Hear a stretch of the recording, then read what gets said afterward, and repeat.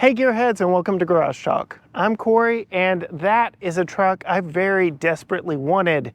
That is the 2023 GMC Canyon in the off-road AT4 trim. And yes, I said wanted, because after spending a week with this one, well, I've got some confessing to do. Stay tuned.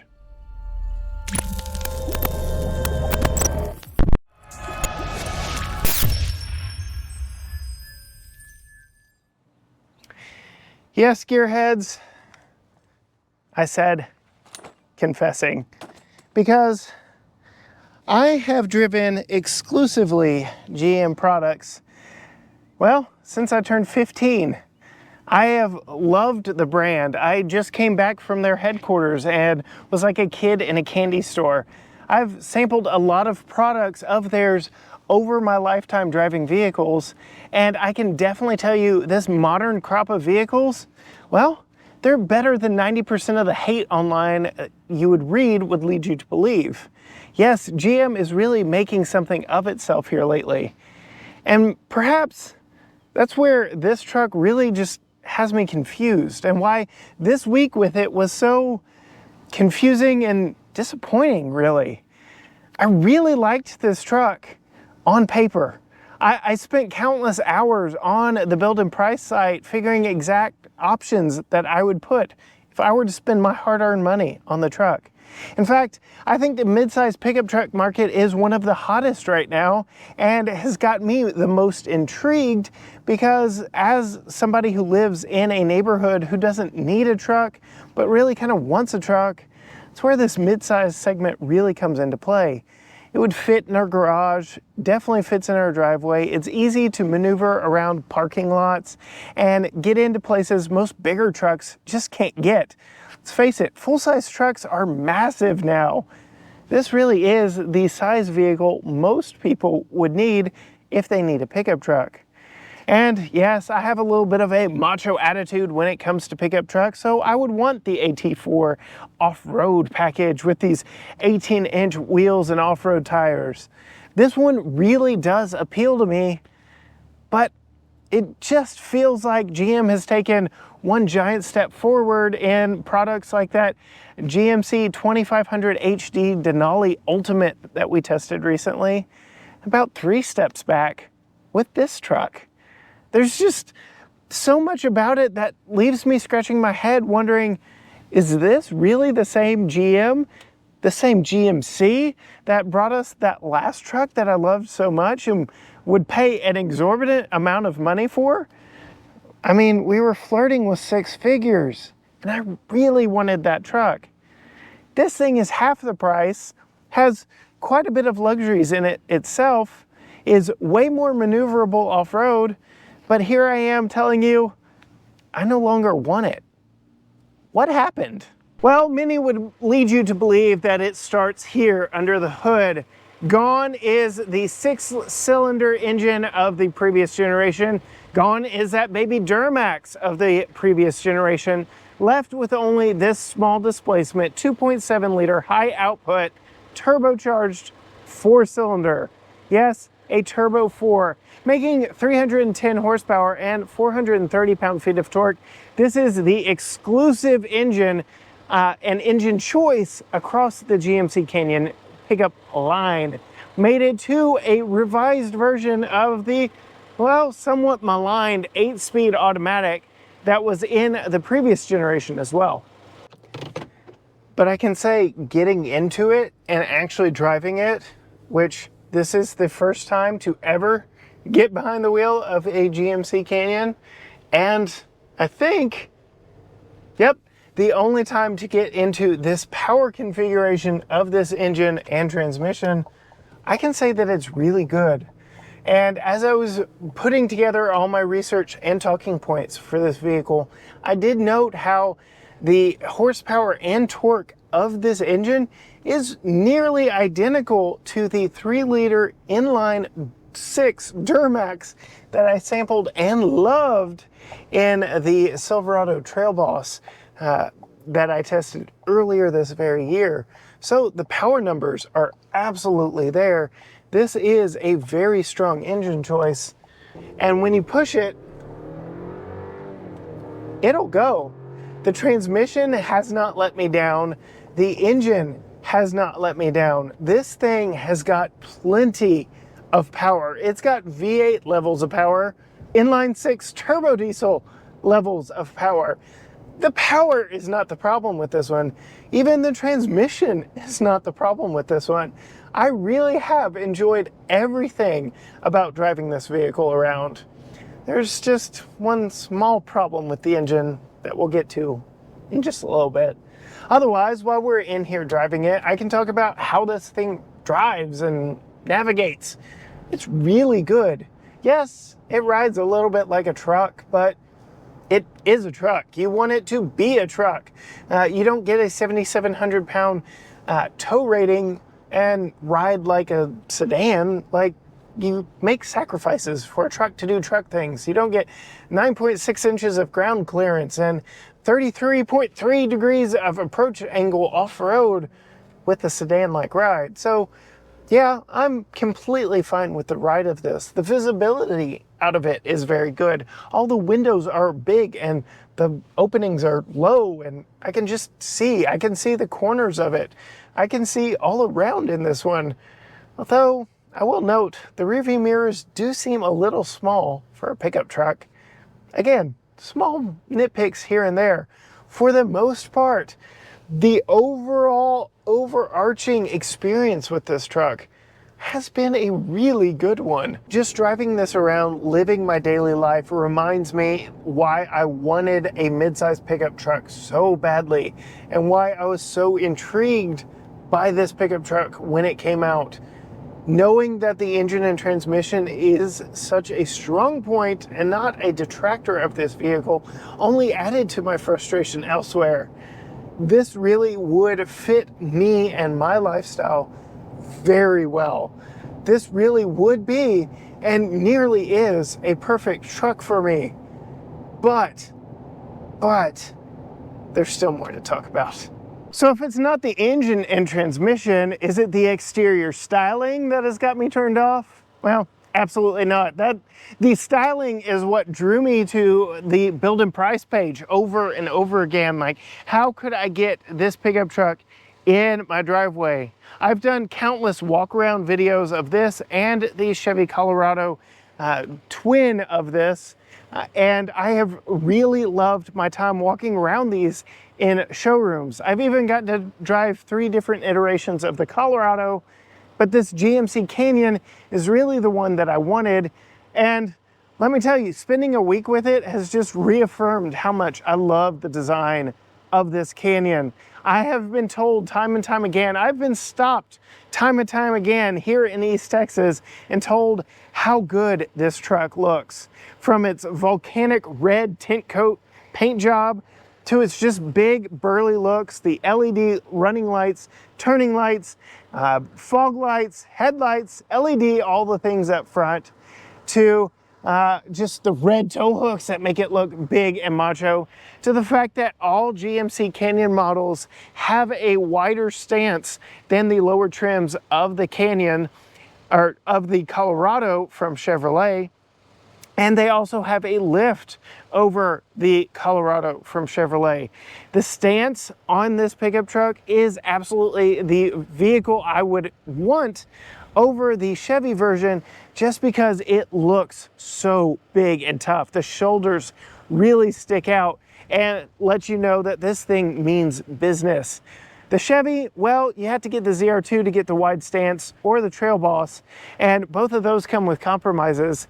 And to get the wider stance, instead of having a metal over fender like we do here with its wide stance on these big metal fenders, you get a chunkier plastic over fender. Not my favorite. Coming around to the side, I love how we don't have 20-inch wheels on the AT4.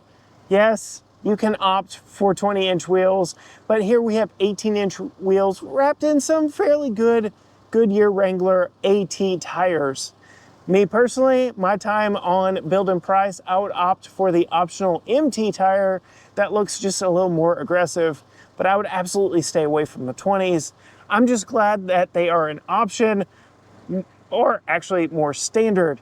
And speaking of tires, another great thing about the stance of this one, we get the same kind of cutout front bumper that the top trims of the Chevy Colorado get in the ZR2, so that your tire is one of the first things to touch an obstacle when you take this thing off-road.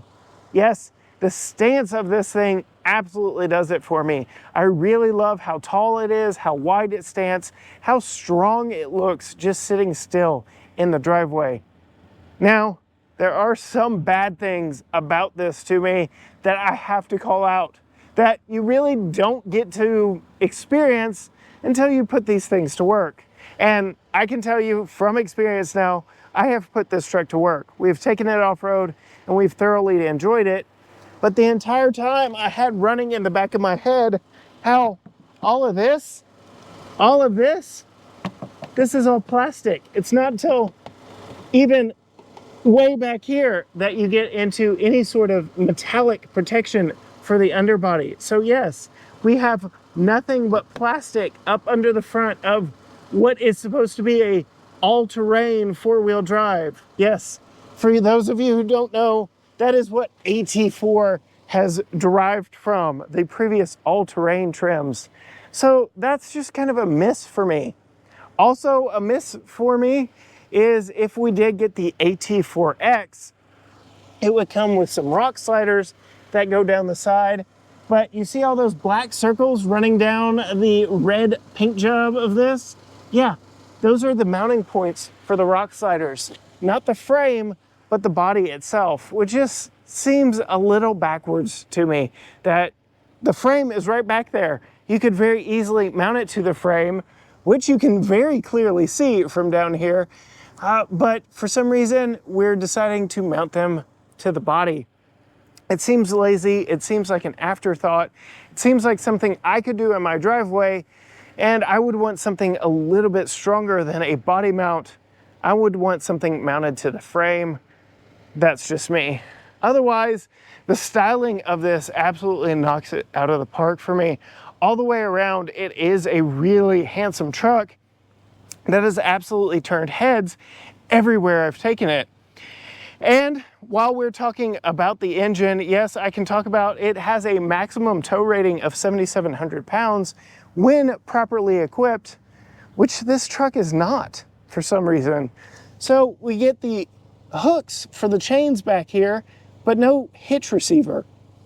If you look up underneath here, we do have a threaded spot to put a ball if you did want to use a bumper pull, like a truly honest to goodness bumper pull, but you're gonna have to cut through the plastic that GMC has put up here, and it's all one piece all the way across. It just seems like a complete foregone conclusion that you're not gonna use it.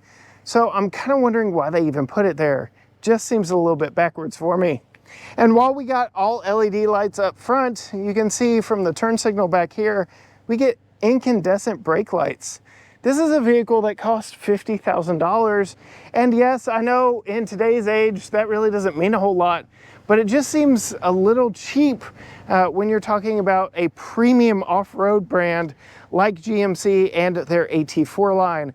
I was just in Detroit where the head of the GMC brand was bragging at how over 50% of their vehicles that they've sold wear the AT4 Premium Off-Road badge or the Denali badge.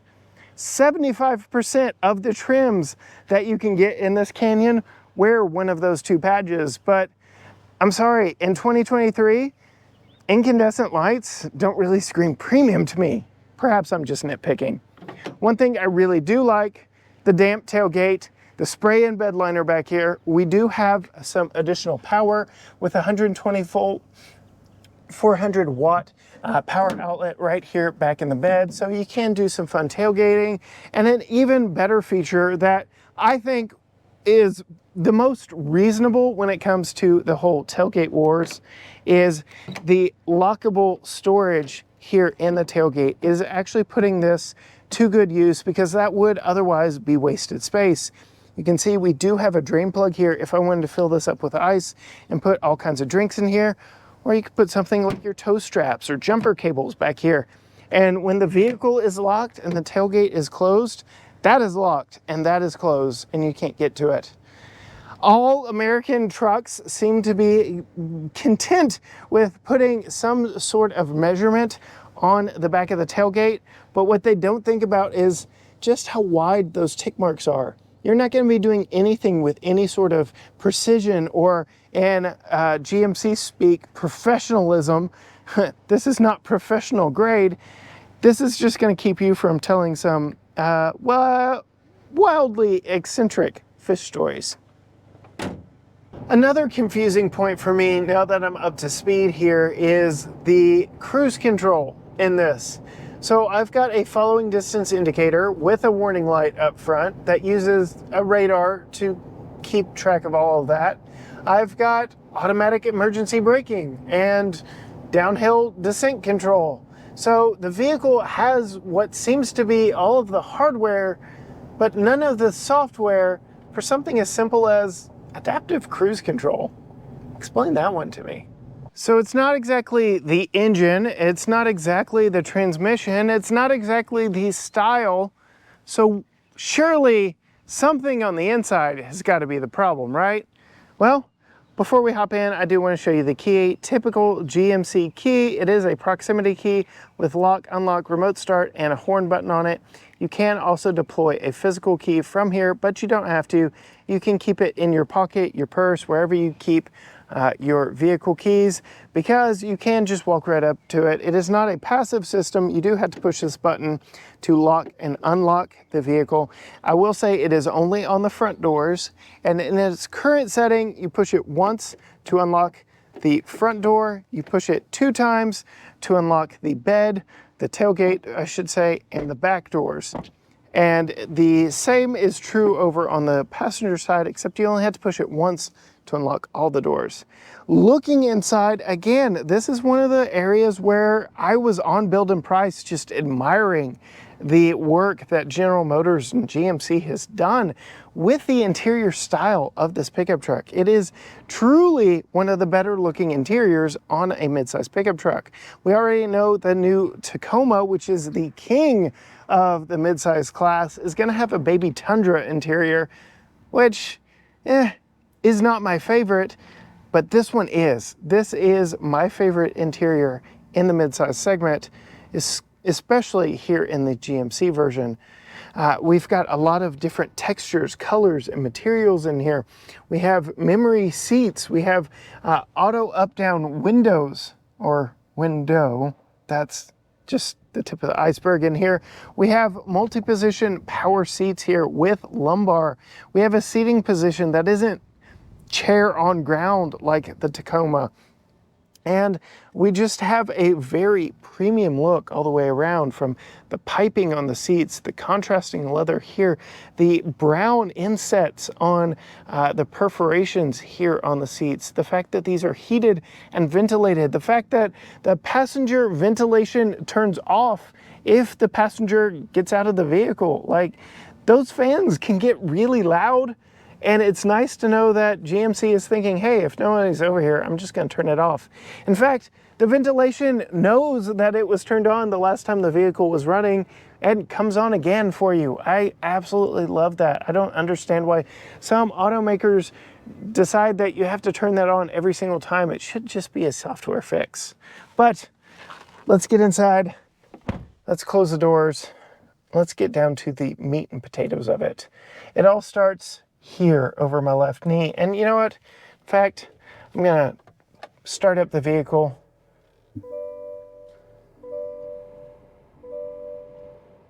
And we'll get into it. So it is widely publicized how, well, GMC moved the light controls from here. There are no physical controls over here. They are not on the stock here. They are nowhere to be found physically in this vehicle. All the light controls are now in the screen here, and GMC does give you a shortcut right up here to most of them, but you have to hit that vehicle button and go in here to even turn your fog lights on.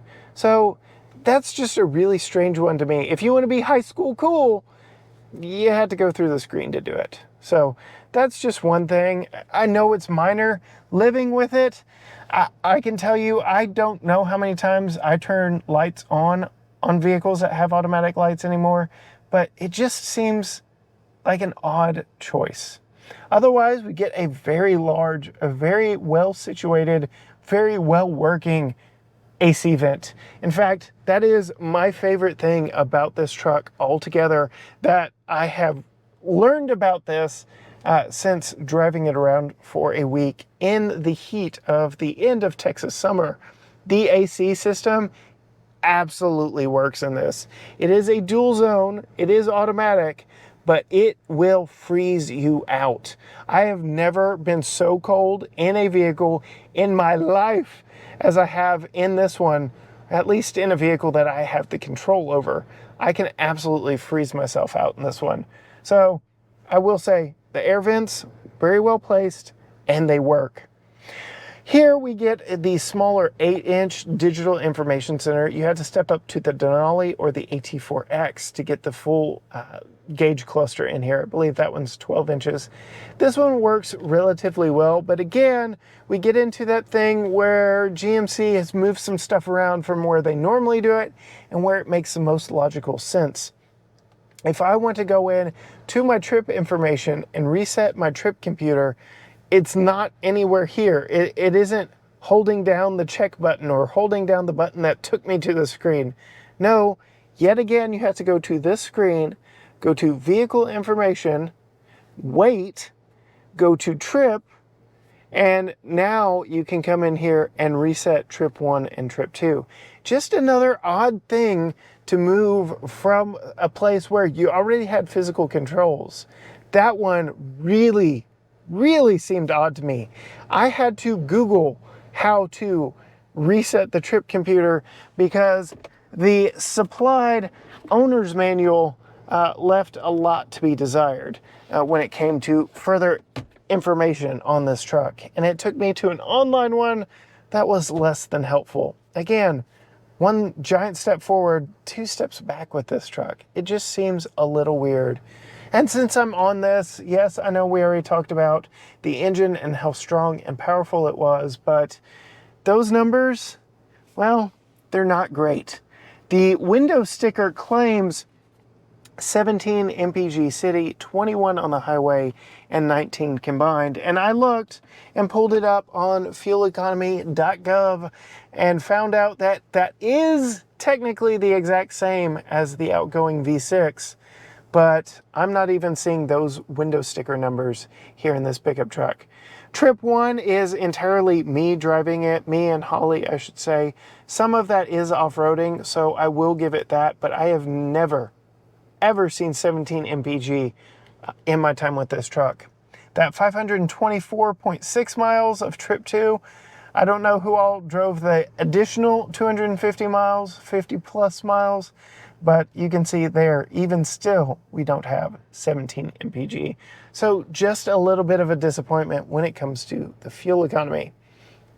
Another problem I have with the IP in this vehicle, the user interface of this vehicle is, okay, you've removed light switches, you've removed the necessary switches for resetting the trip, but you've given me tons of buttons up here that all look very similar, and it has taken me a little longer to get used to where all of these buttons are and what they do.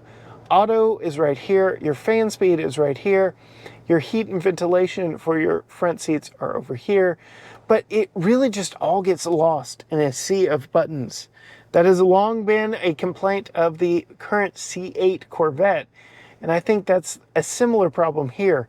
Some of these buttons could be moved, they could be rearranged, they can be moved down here. We've got all these toggles down here that we could have done something more with that we just didn't. We have an aux switch that is great, but I currently have nothing hooked up to it, so it's dead to me. We've got lane keeping, well, that's great. We've got our hazard button, that's great. Start stop, I'm using that every time. And then we have what I call the fart button that puts all 4 windows down, but it doesn't put them back up. There's no way to put them back up. So remember how I mentioned you only have an auto up on the driver? That is not the case on all 4 windows. So if you do use the fart button, well, you're going to be waiting a while all the windows go back up. It just seems odd to me. Here we have an express down, but not an express up. Confusing. You have USB-A and USB-C, which is nice, but if you have cords wound up right here, you can't use your Qi wireless charger, which works for the most part. I've only had mild trouble with it.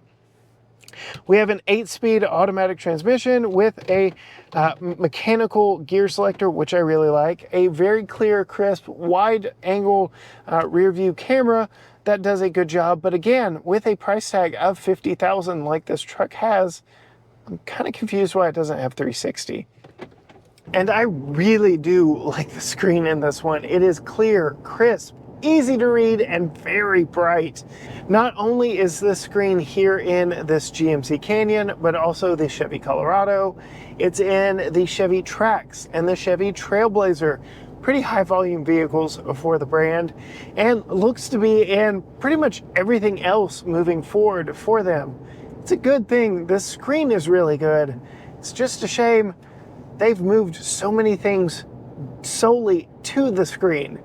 Give me some physical controls back, GMC. We also have multiple different drive modes here with a 2-speed transfer case that I have sampled both in the Ford Ranger and the Bronco equivalent with their GOAT modes that do everything for you. They disconnect things that can be disconnected, which there are no disconnectable stabilizer bars in this. They put it in the drive mode that you need, and I'm talking 2-wheel, 4-wheel high, 4-wheel low, all of that. But here, when I twist it to, we'll go to terrain, because that is my most favorite, it puts me back in normal because it tells me over here to put it in 4 high. All of this is electronic. Why can't it do that for me? I know to go into 4 high or 4 low, especially 4 low, I have to put it in neutral, but Ford just does a better job. It's like off-road presets. It does all the heavy lifting for you. Yet here, it's just a multi-step process that I know I'm nitpicking on this one, but I really have held GM to a higher esteem to be able to at least keep up with the competition. This, putting you back into normal mode and telling you on a separate screen altogether something else that you need to do, well, that could be a learning curve that would just tick some potential buyers off. And, well, kind of made me a little upset too. Otherwise, in here, I'm very comfortable. I've got plenty of room. I have lifted my seat up higher than when I received the vehicle, kind of eliminating some of my headspace to not feel so butt on floor, if you will. And it really does give me a nice view out of this, but do know that there is a little more downward travel to this seat. I'm very comfortable up here at 5'10". That's not my big gripe of this seat right here. My biggest gripe of this entire truck kind of comes down to the fact that I've been joking that this truck must have been built on a Friday, because while everything looks and for the most part feels nice in here, there's just a lot lacking when it comes to build quality. And I'll show you the biggest offender right here on my door. Again, this is a $50,000 truck. A $50,000 truck should not. This is the main point I'm going to be touching every time I get in the truck. This feels broken already. It moves, it's loose. This does not scream $50,000 truck. This does not scream premium luxury brand. This upset me more than anything else in this entire vehicle. And it's not just this door, it's all 4 of them, which leads me to believe it is a bad design. And bad designs, well, you can't blame a bad design on being built on a Friday. And for the record, this one was built on a Tuesday. It doesn't end just there with the doors, because that one does it too. It's even up here in the dash. Like, I know you're not gonna be pushing on this a lot, but that's bad, guys. That shouldn't be. And I can tell all the GM haters, they're gonna have a field day with this one. Like, I don't know, it just, it irks me. I will not buy a vehicle with these clear build defects. This is keeping me from buying this truck.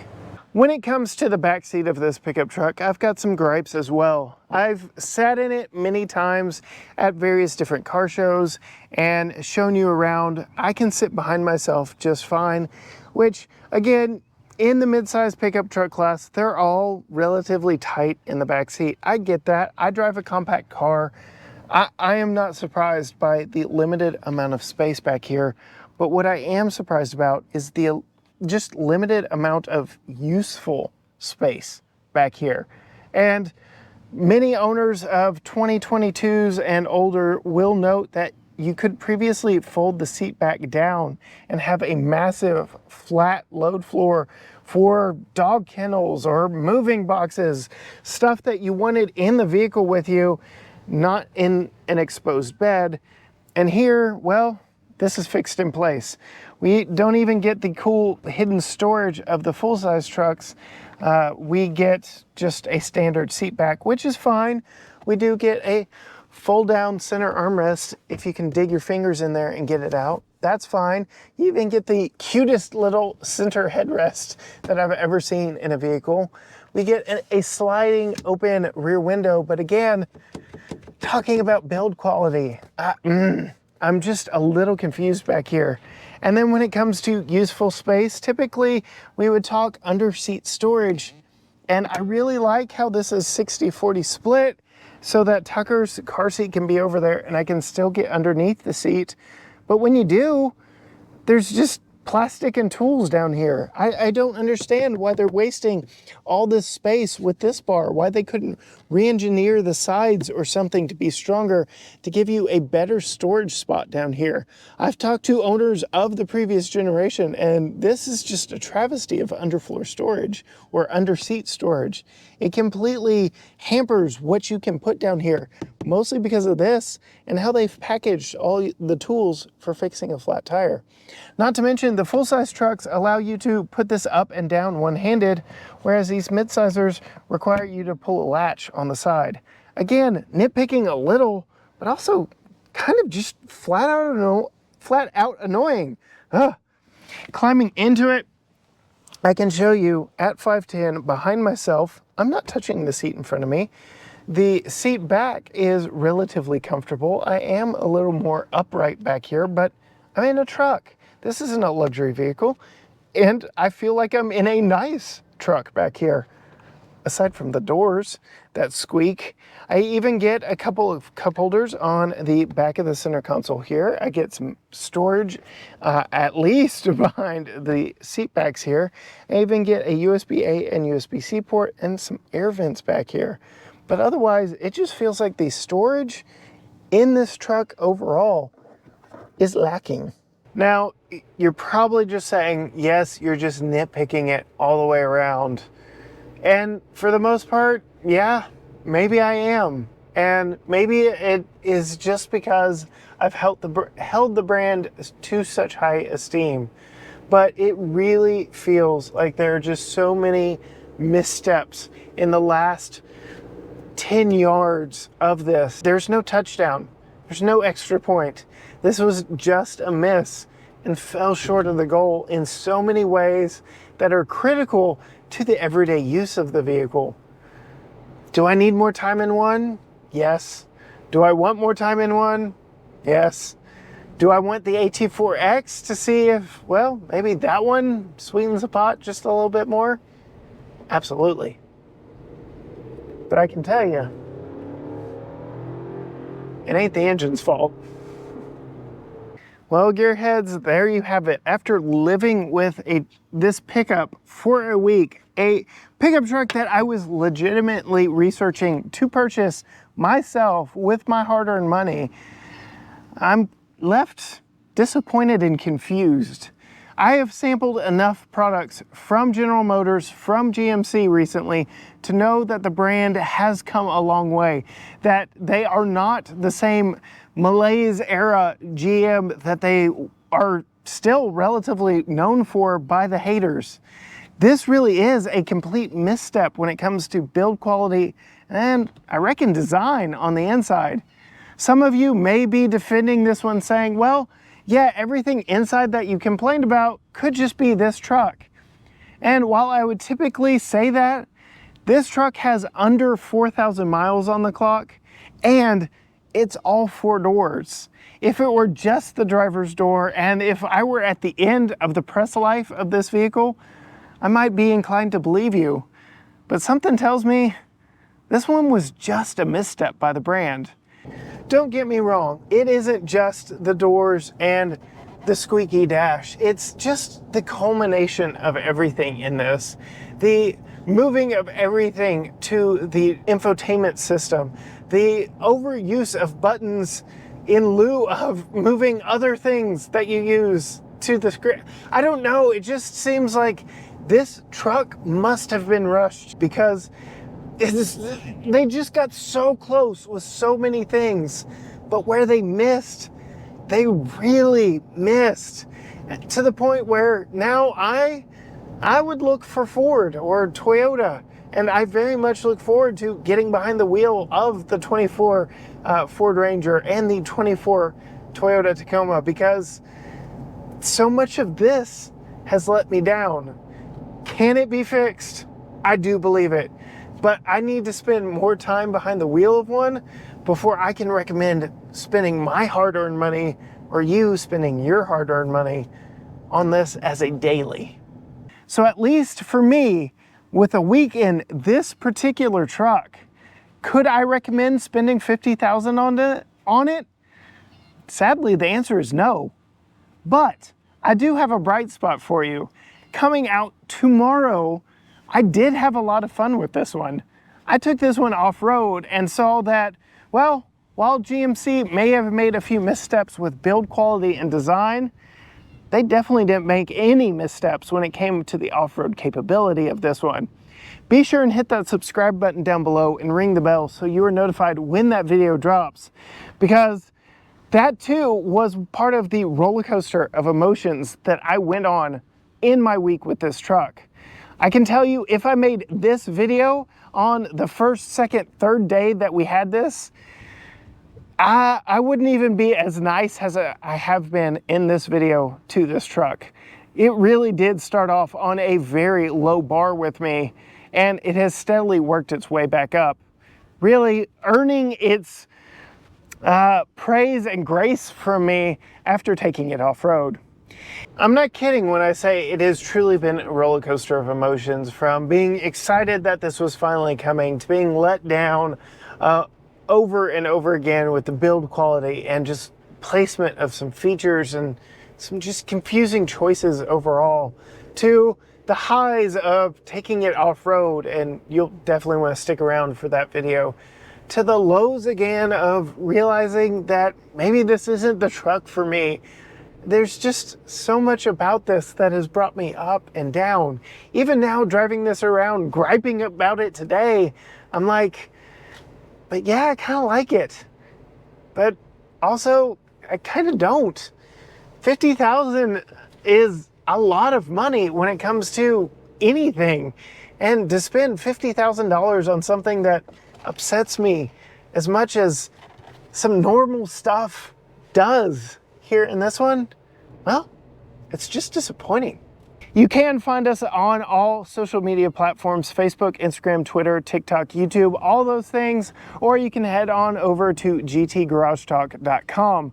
But as for me, with the sad disappointment of a 2023 GMC Canyon AT4, until next time, gearheads, bye.